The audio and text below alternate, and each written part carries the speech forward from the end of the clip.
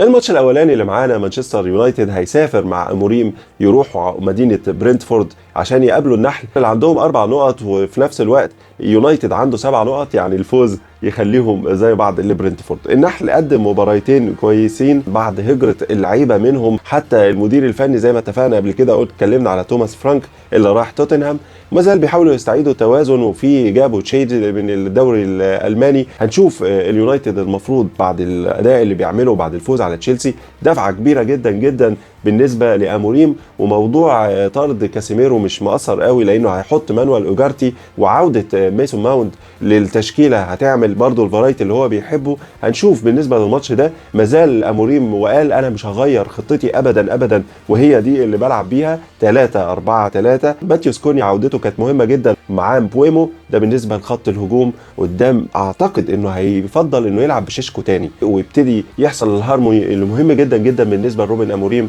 في خط الهجوم. في نص الملعب اوجارتي علشان كاسيميرو بعض الانذارين اللي خد الطرد، ومعرفش ليه هو اتاخر اصلا في تغييره. يعني انا كنت قايل في الفيديو اللي فات خلي بالك من اخطاء كاسيميرو في نص الملعب اللي ممكن ياخد بيها انذارات، وفعلا خد انذارين وطرد. الحكم لما بيطرد لعيب بيبقى دايما بينتظر انذارات تانية، وبيبقى خلاص التخوف راح. موضوع الطرد ممكن يطرد حد تاني سواء من نفس الفرقه او من الفرقه التانيه. الناحيه التانيه دورجو اعتقد بشكل اساسي حاجز مكانه دايما ناحيه الشمال، صحيح ساعات بيسيب ثغرات دفاعيه لكن هو مازال بيقدم بمستويات افضل بكتير من اي حد تاني. كده ممكن نتوقع عدم وجود امد ديالو في ال11 الاساسيين، هو ميسون ماونت في قلب الدفاع. اتوقع هاري ماجواير يبتدي المباراه دي عطفا على الاداء اللي بيعمله، يكون ماجواير بدلا من يورو، ومعاه دي ليخت اللي ثابت واداء ممتاز، وجنبه لوك شو ناحيه الشمال. لوك شو برضه بيقدم مستويات كويسه جدا، واعتقد ان هو ده الشكل ان احنا بيلعبوا بطريقه مشابهه، لكن في واحد زياده شويه في نص الملعب،